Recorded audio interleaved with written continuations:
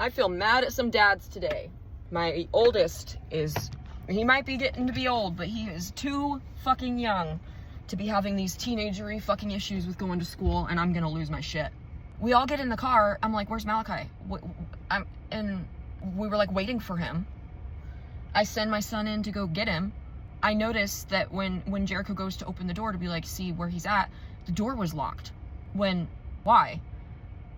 He comes out, gets in the car, he has this clearly fucking attitude, and I'm like not understanding what the issue is. I said, do you have everything? And he's just like, and I'm like, do you have everything? And he's like, okay, clearly there's an issue here, but we're gonna move on. So I'm driving, I take the younger kids to drop them off at daycare, and I'm asking him like, what is wrong? What is going on? And Jericho's like, oh, I'm gonna tell her. And Jericho's like, he's mad that you said that he had told you he was sick and he's not staying home. And I'm like, when the fuck did he tell me he was sick? Because I'm like, first of all, he's not sick. And even if he did, in what world did we talk about it? Because we absolutely didn't. We had no discussion about it. I said, why? What? Anyways, then that kind of fizzled out because I was like, well, bro, we never actually talked about you being sick. You're not sick. I'm like, I understand if you're like having anxiety maybe and your stomach hurts because you're nervous about something with school. That doesn't mean you're sick. Like I can understand that maybe you're having some physical issues. That doesn't mean you're sick and you don't need to stay home. We get to the school. I turn in and he goes, I'm not even ready. And I'm like, what are you talking about? He's like, I'm not even ready. And then it clicked that he thought he was somehow staying fucking home. That's why the door was locked when my son went in to go see what he was doing. Because he locked the door behind us thinking he was staying home. I'm like, we never had a fucking discussion about you staying home. He's like, well, I'm not ready. And I'm like, whose fucking fault is that? So you mean this entire 10 minutes in the car when I'm like, what's wrong? Do you have everything you need? Is everything okay? And you didn't fucking change your clothes to get ready for school? And it's that it's just this like I understand we have so many changes and things going on, and it makes me pissed at his dad, stepdad and biological dad. They're both fucking fucktard dads. It makes me pissed because clearly he's going through some things. He's starting puberty. He's having issues with bullying. He's feeling stressed about school, and I understand that, and we're having changes and whatever else, and I can sympathize with that. But this little teenage fuckery shit that he's gonna try and pull because he doesn't want to have a conversation with me and instead wants to do this little like moodiness thing so that I just allow him to stay home. Why the fuck? And I said, I'm like, listen, if there's clearly something going on. I was like, is it about dad? He wouldn't say. I'm like, what is it with school? He won't say. And I said, well, if you're not going to tell me, clearly there's something wrong, so I'll have to set a meeting with your teacher then.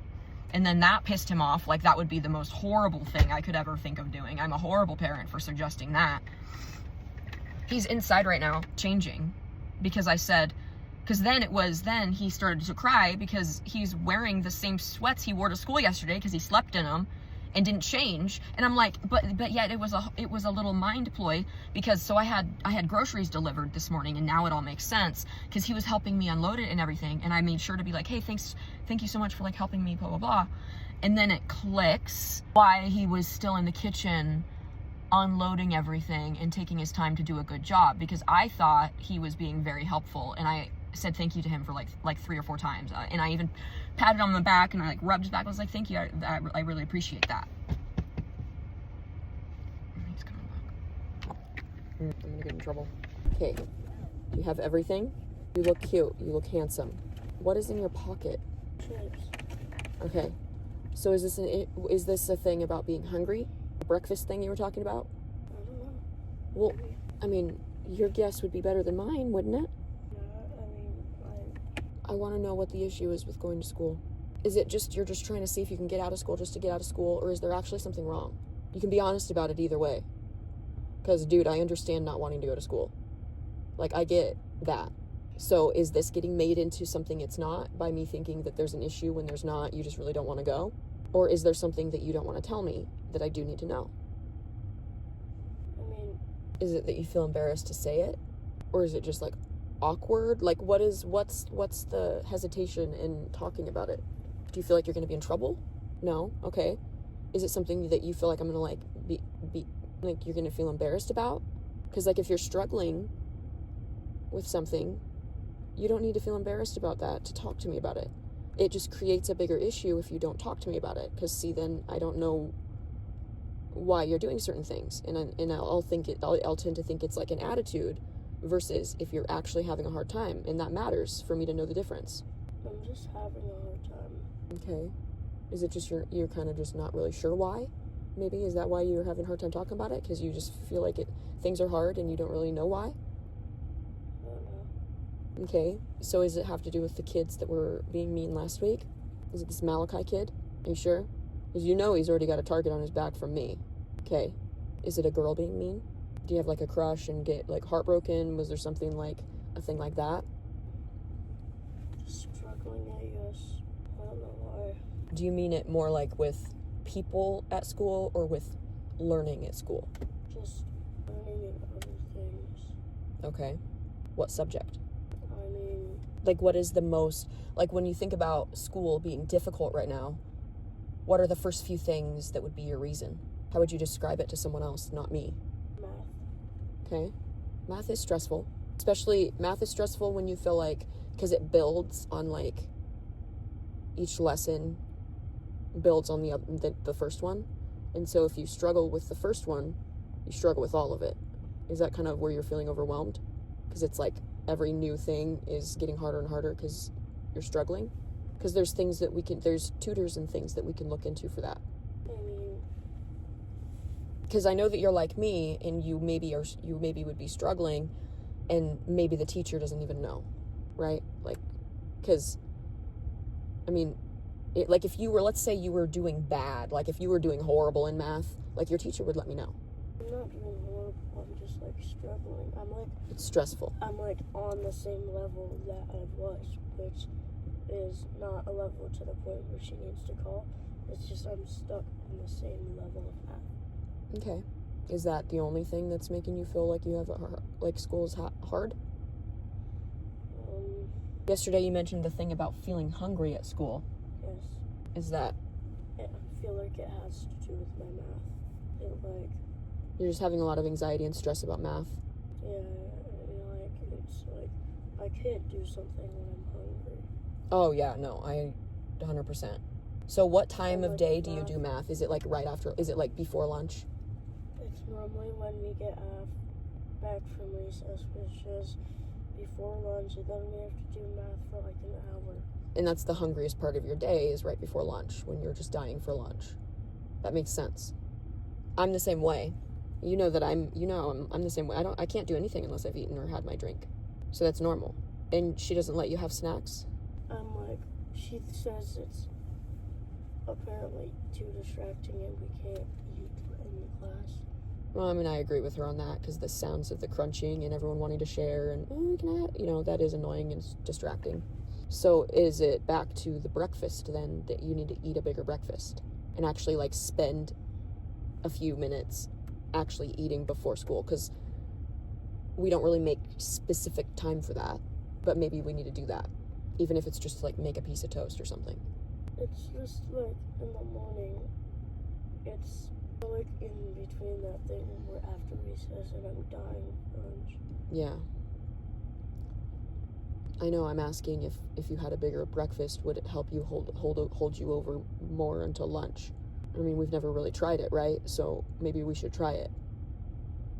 And like actually sit down and have like a more filling breakfast rather than just like a little bowl of cereal or a granola bar or whatever it is. Because I've never really been one to eat breakfast, but I know what you mean, because I always struggled the same way right before lunch. And I always I would have to force myself to eat breakfast. I even still have to force myself to eat breakfast, because when I go home, when I drop you off and I come back to work, I'm going to have to force myself to eat, even though I don't really want to eat. I just know I'm going to be too hungry to work. So for today, why don't we go through, we'll get breakfast wraps. You're already late. Being an extra 15 minutes late isn't going to hurt anything. But we need to just have an understanding that, like, we need to be able to, like, talk about those things, because if we're not talking about it, I don't know how to find a solution to help the problem. And instead, it just comes off like there's just an attitude, or you just don't want to go. You know what I mean? And I don't like to assume those things, because I feel like that's disrespectful to you.